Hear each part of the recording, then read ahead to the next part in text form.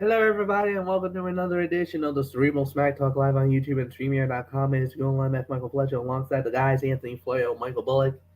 Gentlemen, we got ourselves a very special evening ahead of us as we will be recapping SmackDown Live, and We're also going to be recapping AEW Rampage, and of course, I have my special Mikey's mindset from the fallout from um, the Devil's Night, the RWA Devil's Night that went down 1 week ago. So, guys, let's just dive right on in. We started off with a promo segment.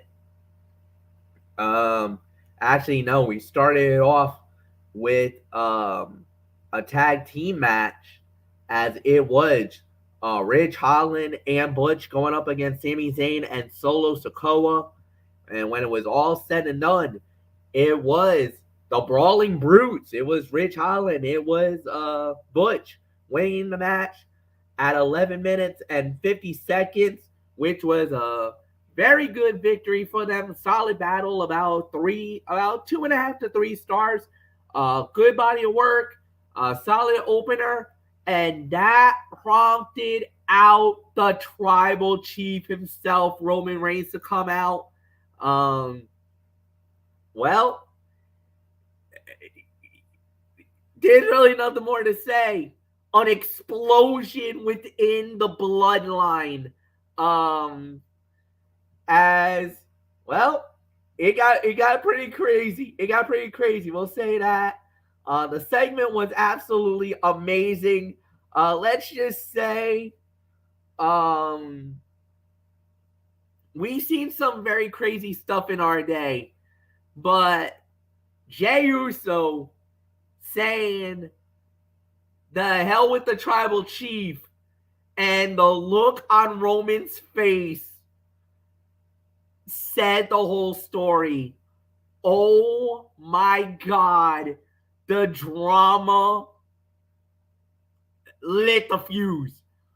The look on I almost wanted it, dude. Cue the Charlotte Flair, Becky Lynch sipping on the tea because it got real. Oh my goodness. Anthony Florio, SmackDown Live came out firing, man. The first half an hour of this show with this bloodline drama, must see television. And damn it, it was not on Fox, because Fox has the World Series right now, and there's a damn good game going on as we speak. But FS1, wow, did you get a treat here tonight? Indeed, we did. 3.25 to 3.5 stars for the rating. The match itself was good, but that should not be a surprise to anyone who has been paying even the slightest attention. Butch and Ridge Holland have developed into a quality team, while Sami Zayn and Solo Sikoa have their own blossoming chemistry. The match was story-heavy with a lot of the attention paid to outside factors, and that may have hurt the overall quality. With that said, nothing here was intended to be a classic, but rather the latest chapter in a much more significant and overarching storyline that will hopefully make stars of all involved. Sami Zayn rallying the troops only to be met by varying facial expressions by the genuine Usos around him will never not be funny. Jey Uso jumping onto the apron, poised to intervene while still not trusting that Sami Zayn can actually represent the bloodline effectively and win the match, was great character stuff that just reflects the little things he has been extremely good at over the last 2 years. And Jey pulled Zayn out of harm's way only to spark another argument with the honorary use. And because of this win tonight, gentlemen, may not be, a pure championship committee moment because it was not against the actual Usos. But next Saturday, as part of Crown Jewel, the Brawling Brutes of Ridge Holland and Butch are getting another opportunity at the undisputed WWE Tag Team Championship when they challenge the Usos in Saudi Arabia next week, if you can believe that. How about that? So we'll wait and see what happens with that. Now, as far as the segment is concerned,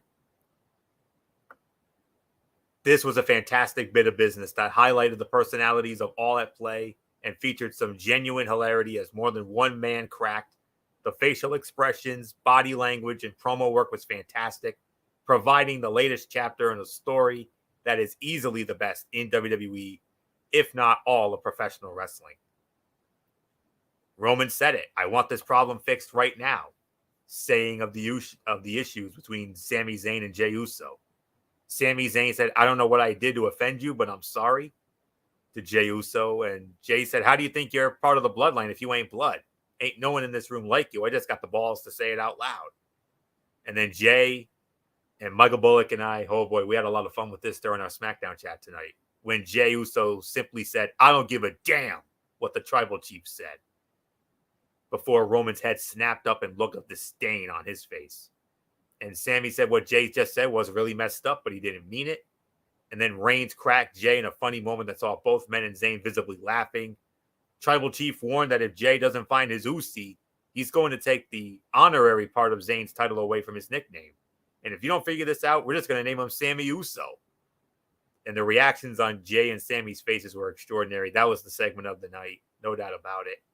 3 1/4, 3.5 for the match, segment of the night. Michael Bullock, Phenom, come on in. What a way to start off Friday Night SmackDown tonight, and during our SmackDown chat tonight, oh boy, we let out a collective whoa, like MF and I do when Jey Uso said, "I don't give a damn what the Tribal Chief said." Oof. Or as what Booker T would always say, "Tell me, you did not just say that." Oh, but he did.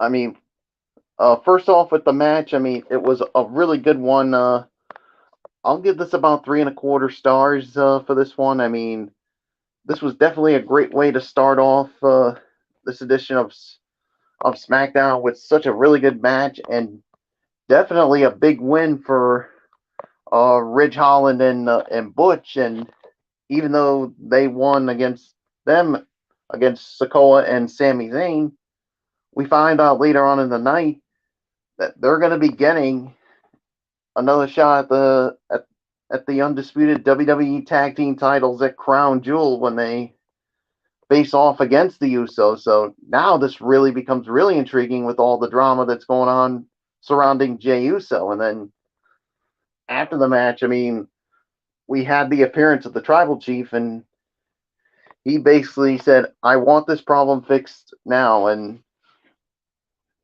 Sammy's like, look, whatever I did, I'm sorry. And then Jey Uso was like, you got 2 seconds to basically put that hand down right now. You're not even a blood member. You're not even a member of the family. I don't like you. I just literally have the balls to say it in front of the entire bloodline. And then Sammy was trying to calm things down, and Jey was like, I don't give a damn about what you say, and I certainly as hell don't give a damn what the Tribal Chief says. And as soon as I heard that, I was like, oh no. The look on Roman's face says it all. I'm like, did Jey just said what I think he said? I mean, and that's when Roman was like, yeah, you better straighten up and find that inner oos in you, because if you don't, I just might take the honorary oos off of Sammy and make him an oos and make him Sammy Uso. So, but I got another saying here. What's the other saying, Florio? It's either shape up or ship out. That's right. And if Jey Uso doesn't shape up, he might as well be shipped out of the bloodline. So 3 1/4 on the match, but this was definitely hands down the segment of the night. So we got 2 really good things to start off the show. So it's yours, Fletch. Yeah, this is wow. Yeah, unbelievable. All right, guys. So after that craziness, we went into a tag team fight as it was Mace and Mansoor, of course, with Maxine Dupree. They went up against members of the New Day, Kofi Kingston and Xavier Woods. New Day wins it in 3 minutes and 45 seconds. We don't really have to talk about it. We'll just leave this one as is. Then we had ourselves a little bit of some stuff leading into Crown Jewel. Then Ronda Rousey makes her appearance, says she has an open challenge, said anybody who wants it, come and get it. So, open challenge accepted by a surprise. A great surprise, especially for me. Emma Tennille Dashwood of Impact Wrestling is back in WWE. Uncle Trips strikes again. Oh my heavens. What a big blow. What a big coup for SmackDown. Ronda Rousey puts the SmackDown Women's title on the line, and Ronda Rousey wins the match in 6 minutes and 50 seconds. But Anthony Florio, we heard rumors. We heard Tennille. We heard Chelsea. We were hearing Natalia. They went with Emma. And not bad. Pretty good fight. Welcome back, Emma. And now the SmackDown Women's roster is starting to they're starting to gain some legs here. They're getting some good talent coming in now. Yes, sir. Yes. And I can't wait to get your full thoughts on this in just a little bit, but I'll start it off here because it's well documented, friends, that MF is a big fan of Emma, dating back to NXT, and in a certain segment that the three of us had a lot of fun with a number of years ago, but we'll, put that away for another day. But for right now, okay, it is nice to see Emma back, particularly after how poorly her main roster run was handled before. With that said, Triple H is very close to running into a problem the competitors have over on Wednesday nights, in that there is so much talent running around their women's division right now and limited opportunities that adding another competitor to the mix feels like he is creating a daunting task for himself. If anyone can figure out the pieces and make it work, it is him. But right now, it is perfectly acceptable to question where the Aussie fits. Harder fought match than Ronda expected, obviously. But I'll tell you what, it was a fun little sprint, to be honest with you. Give it about 2.5, maybe 2 3/4 for the effort. Ronda egged on the jeers, continuing to establish her new heel persona. And Ronda said to the WWE faithful, "You're all too mediocre to even know what you're looking at." And Michael Cole acknowledged on commentary and reviewed that Emma's return comes 4 years, 364 days after her release from WWE. She was released from WWE and I told this to Bullet because I looked into this during our SmackDown chat. I looked into it. Emma was released from WWE 5 years ago tomorrow, October 29th, 2017. Emma was released from WWE, and then she had that solid run in Impact Wrestling, culminating with a run as a co-holder of the Impact Knockouts Tag Team Championship with Madison Rayne as part of the Influence. I think that was about earlier this year or sometime last year. But anyways, and then Ronda Rousey rocked Emma with a kick to the midsection, then sent her into the steel steps. This is not the fun and bubbly Emma that we all remember that used to hang out with Santino Marella, years ago. But this is the same Emma. She came out with that "It's All About Me" theme song. As soon as I heard that, I knew it was her, because that's exactly what the theme song did in Impact Wrestling. And yeah, the edgier Emma, I'm glad they stuck with that character. I'm glad they didn't go back to the bubbly character. If it was McMagma, he would have. But I'm glad we got the Emma that we saw in Impact Wrestling when she was Tennille Dashwood, and apparently she's going to be on SmackDown now, which makes a lot of sense because she is romantically linked to Madcap Moss. So I know Madcap's got to be thrilled about this. So Makes all the sense in the world. So another big coup for the SmackDown women's division, MF. You definitely needed it, especially with how loaded the Raw women's division is nowadays. So, yeah, 2.5, 2 3/4 of a star. Welcome back, Emma. Great to see you back. And I know we're all happy about it, but nobody's happier about it than good old MF Michael Fletcher, because we know he's been a fan of her for years, dating back to NXT. So, not much more for me to say on this. So, Michael Bullock, come on in. The dirt sheet, you reported it. The dirt sheet came out earlier this afternoon. You dropped it on us, and the dirt sheet was true. Emma is back in WWE. Yeah, I mean, 2.5 stars, and welcome back, Emma. I mean, like you said, it comes 5 years, which comes tomorrow. 5 years ago tomorrow was when she was released from WWE, and now it all comes full circle 5 years later. She is back, and yeah, definitely a coup for the SmackDown women's division. And Ronda thought this was going to be an easy night for her, and she got more than what she bargained for. And Emma basically gave her one hell of an effort. So, I'm interested to see what they're going to do with Emma on SmackDown. And but yeah, it's definitely a coup for the women's division on SmackDown, especially with Raw being loaded on the women's side. So.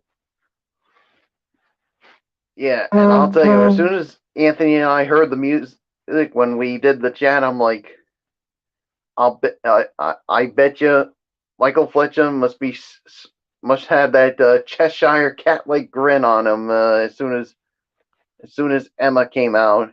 And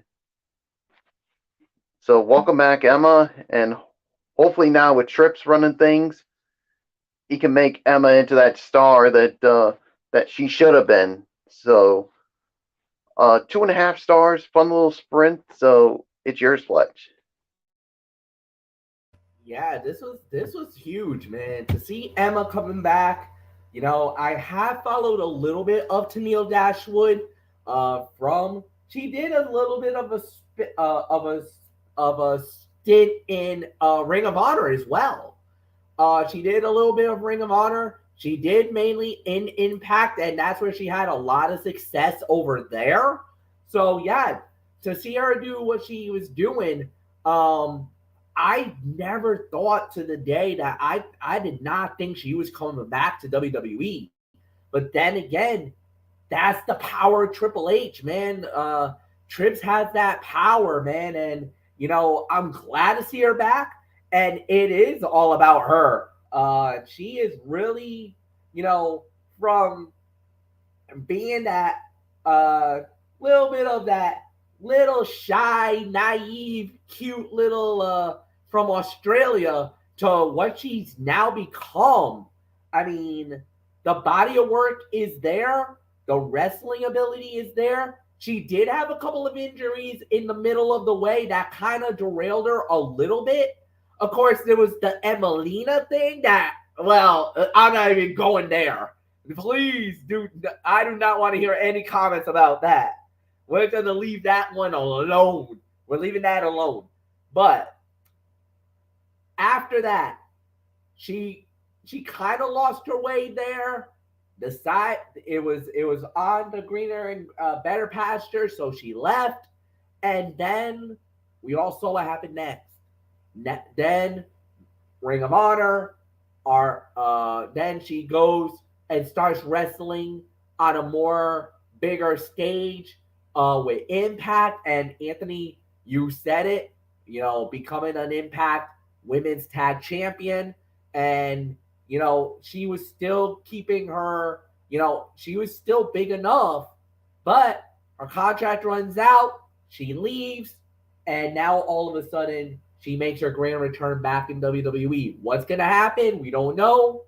I'm very interested to see what they're going to do with her, but my goodness, what a moment to get Emma back. Can't wait to see what they bring to that table. But more importantly, it was a solid fight. So 2.5 stars, no doubt about it. We'll move on with that. So next up on the fight card, what we had was it was a 6-person tag. So Hero basically was selected, and they basically said, "All right." Legado was like, "You can pick anybody you want, any partner, go high, pick whoever. We'll face you off in a 6-man tag." So it was Cruz del Toro, Joaquin Wild, and Santos Escobar of Legado del Fantasma with Zelina Vega. They went up against Top Dollar, Ashanti Diadonis, along with Fabi, B-Fab, sorry, and their mystery partner, Shinsuke Nakamura. Uh-oh. You got it, done it now, Legado. You messed up. Well, sure enough, they effed around and they found out the most devastating knee in all of professional wrestling, the Bombaye. Boom! Kinshasa! Nakamura and Hit Row wins it. Unfortunately, I don't have a time. Michael Bullock, it's yours, man. Legado messed around. They found out. They messed with the King of Strong style, and Nakamura put the lights out of Legado. All right. Well, maybe Anthony Florio can get the time for this match. I'm on it. I know he's looking for it. I kind of had a feeling once I said I didn't have a time. He was probably like, uh-oh, time to do my work. Yeah, you knew it right from the start, Fletch. As soon as you said that, but yeah, I mean Shinsuke Nakamura definitely not a bad partner for Hit Row. I mean, and let's not forget another thing, Fletch. This is Santos Escobar's first official match on the main roster. So yes, yeah. So this was SmackDown's first opportunity. What is it? 4 minutes and 19 seconds. 4:19. All right. Well, yeah, it was a little too short for my liking. But I'll give it about maybe 1.5. 1.5, maybe teetering on 2, but 1.5 is what I'm gonna give it here for this. I mean, fine match, but definitely too short for my liking. So it's yours, Fletch. I'm a little surprised. I actually thought it was a little more longer than that. Well, I'm not gonna question the wherever Anthony found that information. Sometimes I like to question it, but I'm not gonna question it. That was not bad. All right. Yeah, I'll give it about 2. It was a fun little sprint. It was a nice action overall. The outcome you kind of were wondering, I don't know. Yo, Nakamura looked good, man. They're keeping him looks nice and strong. He had a really good match in NXT. Now he parlays this with a SmackDown. They're using Nakamura better than any other time that McMahon was using them when he was running. The only other time was probably with the Rick Boogs thing. I'm waiting for Boogs to come back. Hopefully he comes back in January when Pat McAfee comes back, because I want to see Boogs and McAfee again. Please give us that payoff. That's all I can say about that. But other than that, Florio, it's yours. Yes, sir. I'm just quickly double checking it just to be, 100% sure that I had the right fall here. Okay. Actually, I stand corrected. 6 minutes. That's one said 4:19. I think maybe that was maybe there was a commercial involved. I don't know. But all right. But I got an even 6 minutes. So on another. Then I'll give. Then I do stand, and I'll give it. I'll actually give it 2 to 2.25. I'll give it about 2.25, 2.5. It was a solid A solid, inoffensive match saw Hit Row benefit from the surprise of Shinsuke Nakamura and ensure that the heel's dominance was halted, if only for a week. Just got to give me a moment here. Whoa, all right.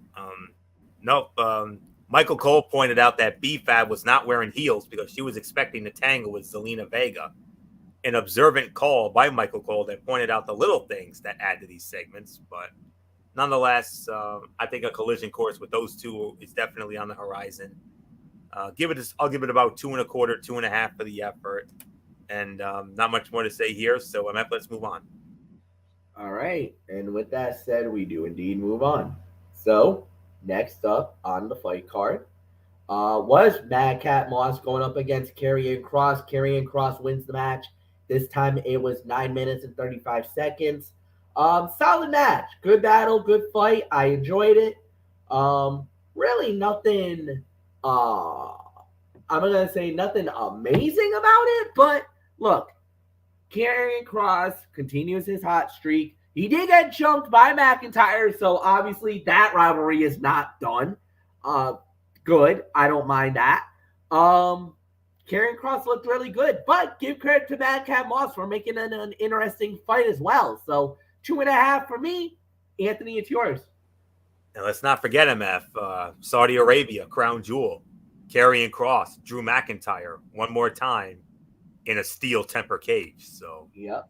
Get ready. So second best fight of the night, I'll give this about 3 stars. The match was good, solid wrestling from two competitors who embody those adjectives. Moss continues to impress in his limited TV reps at this point, while Karrion Kross scored a win over a superstar familiar to his rival ahead of a match that may prove to be his greatest test to date. Kross definitely needs a breakthrough performance to win over a main roster fan base that is not quite sure what to make of the former NXT star to this point. He should get it in Riyadh, but if he does not, questions about his ability to be the cerebral, dangerous main event heel that Triple H envisions him will grow louder. Will grow louder. Michael Cole and Wade Barrett on commentary did a great job of putting over the effect Scarlett has had on Kross's feud with Drew McIntyre to this point. And the only question has been, what is his direction post-split from Corbin? Barrett asked, shining a big old light on something fans have asked for months regarding Madcap Moss. But nonetheless, a solid 3-star effort. So Michael Bullock, a nice tune-up, warm-up win for Karrion Kross before he gets inside that steel temper cage with Drew McIntyre next Saturday at Saudi Arabia. Yeah, definitely a nice tune-up win here for Karrion Kross going into his steel cage match against Drew McIntyre at Crown Jewel in Saudi Arabia. So, yeah, 3 stars. I mean, I thought it was a good match. I mean, Madcap Moss definitely put up one hell of an effort, but Kross was just too much, especially when he's got Anthony's favorite, the Smoke Show, Scarlett, in his corner, and she provided a little bit of a distraction, and that pretty much was the beginning of the end for Madcap Moss. So, yeah, 3 stars for me. So, it's yours, Fletch. And then we go into the main event segment, which is Bray Wyatt. Anthony, the Bray Wyatt vignettes, everything that he's been doing has been unbelievable. Very interesting, very creepy. How did he do tonight in your eyes? Another quality close to the show. The best thing about the Bray Wyatt stuff to this point is the intrigue it has created among fans. This did more of that, creating more questions than answers and building excitement for the next developments. And his promo tonight was interrupted by a masked individual we were momentarily introduced to last week, who is apparently known as Uncle Howdy. Yeah, okay. That's an interesting name there. It's pretty cool. All right, some of the highlights, my observations. Wyatt said of the fans' adulation, when you start doing that, it makes me feel like I'm invulnerable. And he also said, there's no mask that I'm hiding behind. There's no smoke and mirrors. It's just me and you. That's what I want you to get used to. This is just me, Bray Wyatt, the real man. I am going to do some spectacular things while I'm here. He also said my emotions don't work like most other people's. I don't always have control. Sometimes they can send me to a very dark place. Other times I just don't feel anything at all. Also said there's a part of me that really likes that I'm willing to do some truly awful things. And then Uncle Howdy, you're a liar. You say you don't wear a mask, but we both know that isn't true.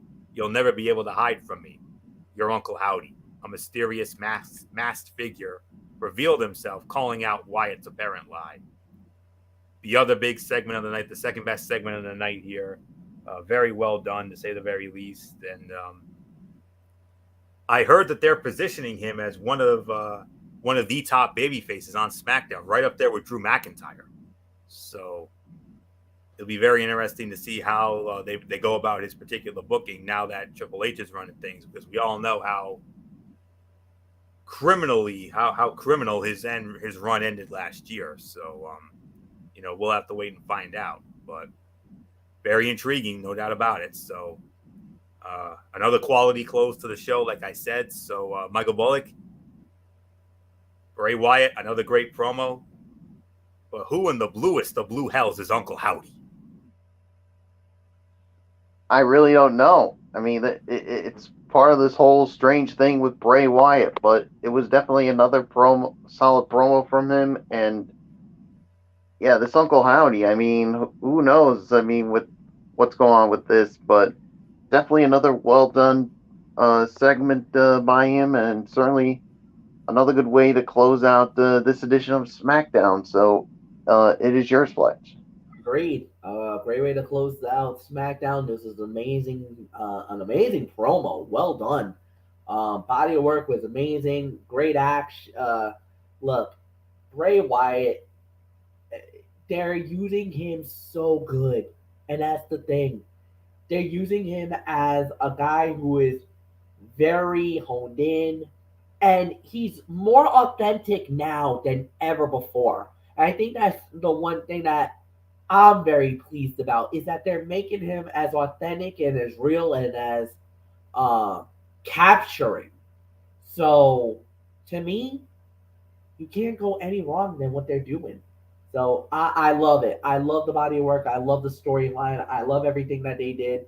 And to give him the main event spot on SmackDown is great, because the fans wants to see Bray Wyatt.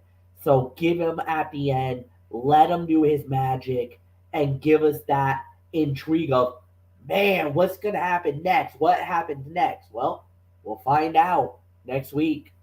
So yeah, they're doing a great job with Bray Wyatt on SmackDown.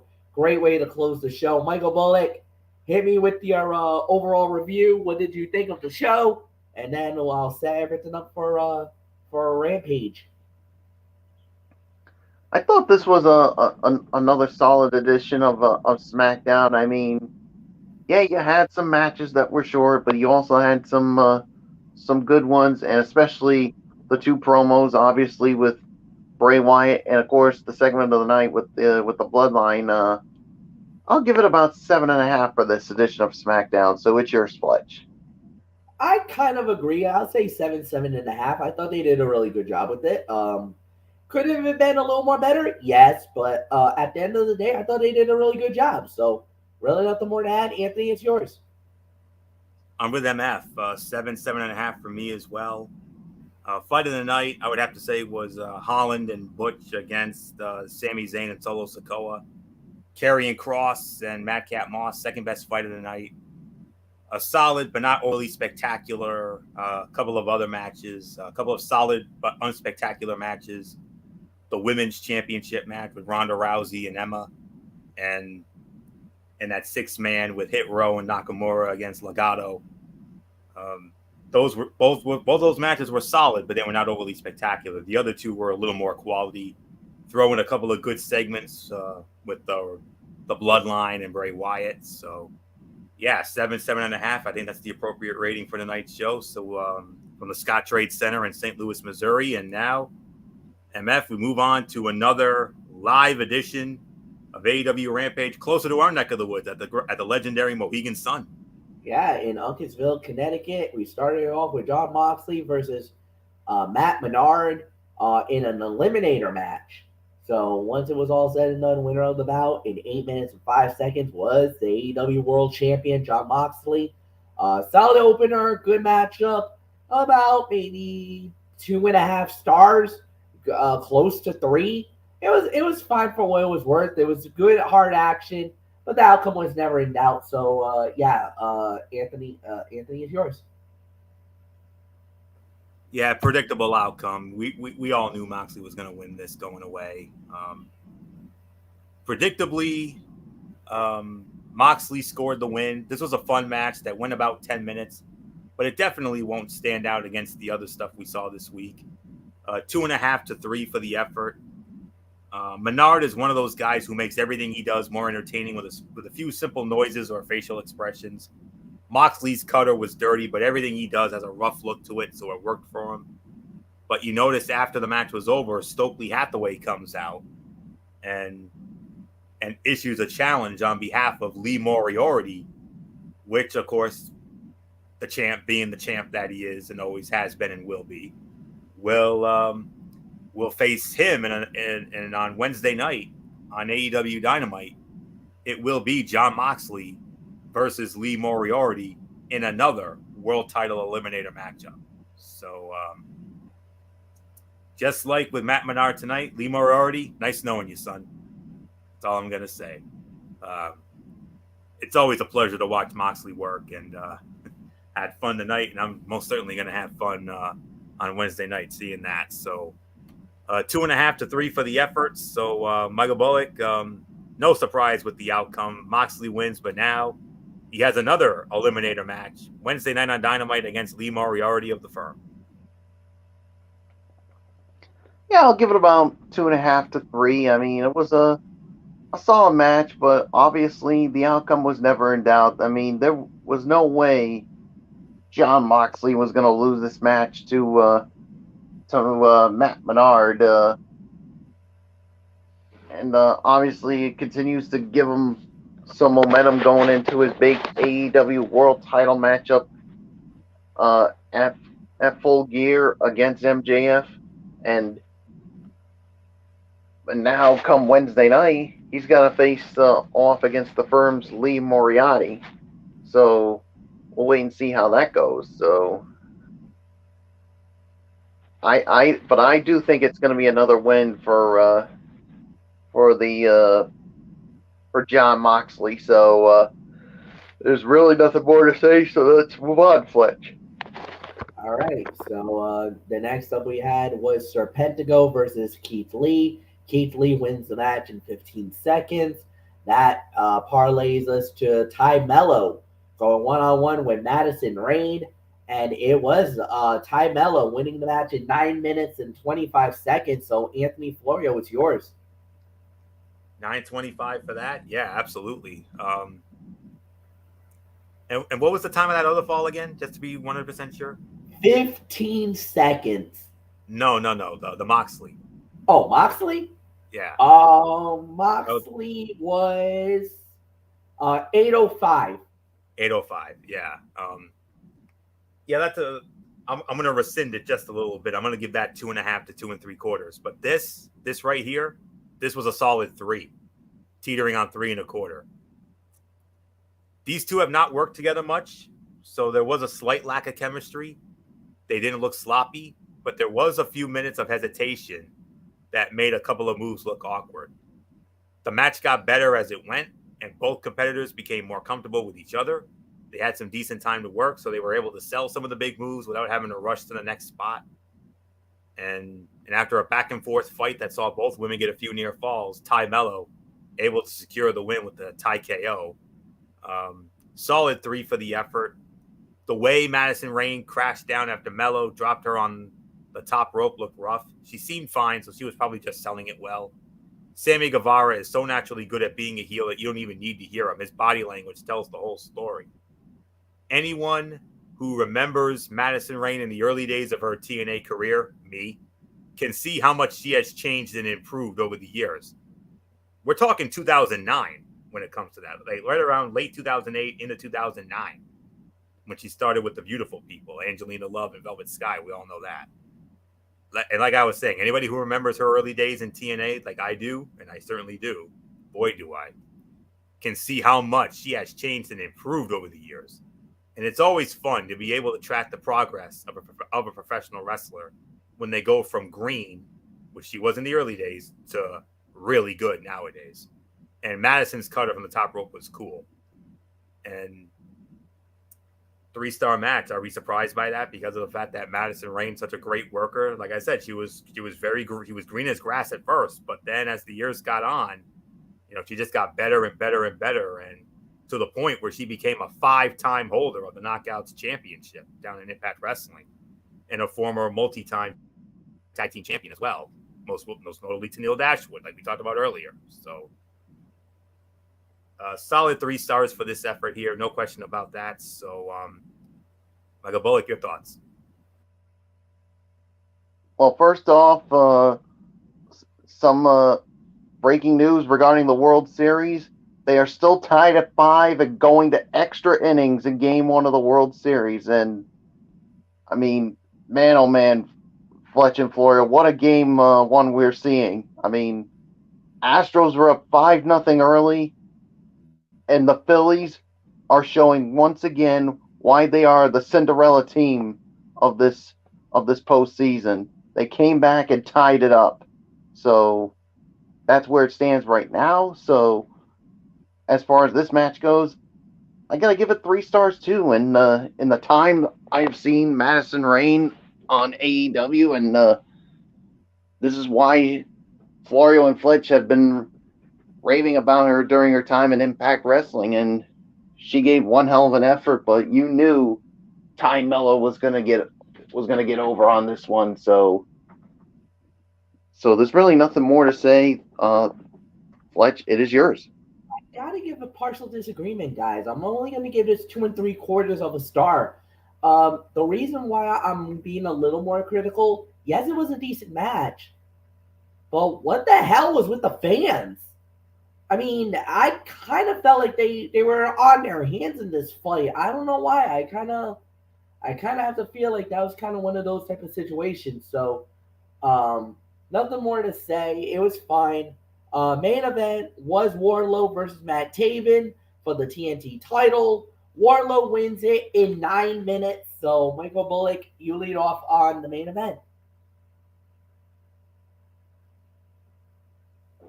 I'll give this about 3 stars on this one. I mean, this was a solid main event here, and the outcome was never in doubt. But afterwards, I mean, Mike Bennett tried to go in and attack with a double team here, and then of course you had Samoa Joe come out, and then you had all sorts of chaos.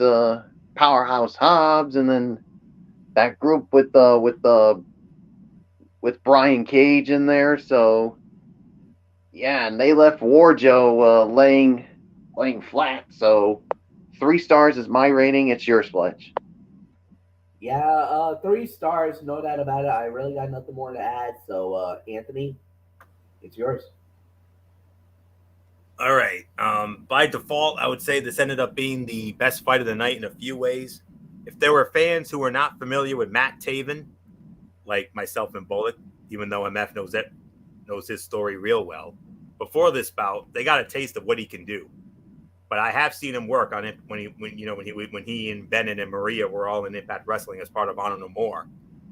Eventually, Wardlow began to conduct his Powerbomb Symphony and hit 4 before stepping on his opponent for the win. Mike Bennett immediately attacked his bad leg after the match was over, but then Samoa Joe made the save, and then Powerhouse Hobbs walked to the ring to provide a distraction so Brian Cage and the Gates of Agony could attack Wardlow from behind. And the show ended with the former Team Taz brethren, Brian Cage and Powerhouse Hobbs, holding up the Ring of Honor television title and the AEW TNT Championship. The pre-match interview might be the most entertaining Wardlow has ever been on the mic. He was confident and looked comfortable. Close-ups on headbutts should be avoided because it makes it too obvious that their heads are not actually connecting. Wardlow might want to drop the wind-up lariat. It isn't his best move. And seeing Wardlow bridge his way to his feet to escape a pin was unexpected and awesome. 3 to 3.25 stars for this. Not much more for me to say. Did Bullock go or did he start? Bullock led off. All right, Bullock led off. So let's get to the overall review. Yeah, it was a fine show. It was all right. I gotta say maybe 6 out of 10. I mean, it wasn't really like, I know they were trying to be an enjoyable thing, and it was fine for what it was worth, but it is what it is. And well, Bullock dropped the nuke. I'm gonna drop one right now. JT Realmuto, goodbye, home run. The Phillies have taken the lead 6-5 in Game 1 of the World Series. So that's the latest update. Really nothing more to say. Yeah, so 6 out of 10 for me, Anthony. Quick thought. Yeah, 6 out of 10 for me as well. Main event was the fight of the night. Close second was the women's match with Ty Mello and Madison Rayne. Moxley and Menard with a solid match, and then, oh no, we lost MF. Oh boy. I think he might have hit the wrong button or something, but I'm sure he'll be back. All right, there he is. All right, we lost you there for a minute, Monsoon. So we'll get into you in a minute, but nonetheless, I'm right there with MF, about a 6, maybe 6.5 out of 10. And then we had that Keith Lee squash, but the post match after that was very well done. So we'll see what happens with that. So 6.5 for me. So I think we've covered everything. Bullock, did you give your review yet? I don't think you did. Did you? Oh, it's my turn. All right. Yeah, I got so caught up in that home run. So, all right, Bullock, your overall thoughts, and then we'll give it to MF for his special Mikey's mindset. Yeah, I'll give this about a 6.5 as well. I mean, it was fine, but it was really nothing that special to write home about. So, so Fletch, if you're ready, it's time for your Mikey's mindset. All right. Well, I'm gonna go a little bit out of order here because of the fact that the show that the RWA did, I didn't really write down a lot of notes. I just wanted to enjoy the show more than anything else. So we started off with the fantasy draft 8-man tag team fight. It was Johnny Billy Bones, Creed, the Mind Eraser, Mike Grassa, but there was a little bit of a switch. Devin Blades did not show up on the show, was replaced by Nick Marchand. So Nick Marchand took the match, and he was a part of team number 1. The other side was the losers, the RWA World Tag Team Champions, Tom Billington and Sean Leader, Coach Will, and the Mighty Bosch. When it was all said and done, the survivors of the match was Coach Will, Mighty Bosch, and Tom Billington. Sean Leader was the only man on the squad that got eliminated in the match. So that's what happened there. Then we had Ellie Valentine. She went up against actually, it was supposed to be Big Juicy. Juicy was a no-show. We later found out that she had suffered. She was not in Riverside. We did not know what happened with her. So someone else took the match, and Ellie Valentine won her match. Then we had Frank the Crank versus Chris Cruz. They went up 1-on-1. Frank the Crank won the match. Very good matchup. Good victory for him. After that, then we had the Working Class Heroes. They went up against T Phoenix and Steven Lust. Well, this fight went all kinds of craziness. So, number 1, T Phoenix got jumped before the match even began. one of the members of the Working Class Heroes laid him out with the steel chair. T was unfit to fight, and the fight was off. Well, we thought it was off, but then the Working Class Heroes was able to goat Steven Lust into a handicap match, 2-on-1. Well, that was a big mistake for Steven Lust. Gallant effort. He fought really valiantly, but the numbers game became too much for him. The Working Class Heroes won the match. So after that, we had was Trigger, the OG, versus AJP. Now, Trigger really set the place on fire here by saying, well, you know what? I think I can beat you in less than 10 minutes. Well, all right. So I put a clock on it. Yeah, unfortunately, they went past 10 minutes. The fight ended up in a draw. So it looks like that could be a rematch sometime down the line. Then we had Isaac Knox. Izzy Star. He was supposed to go up against Isaac Knox. Isaac Knox was unable to fight. He was not at the show. Reported illness, non-COVID related illness. It was just an illness. But BD Kid took the fight. However, Izzy Star destroyed him in about 3 minutes or so. It was a fast match. It was a devastating performance. Then we had Eddie Vegas going one-on-one with Chris Sterling. Chris Sterling won that match, and that was a big win on his part. Then we had Shay Cash putting the RWA World Heavyweight title on the line in an open challenge.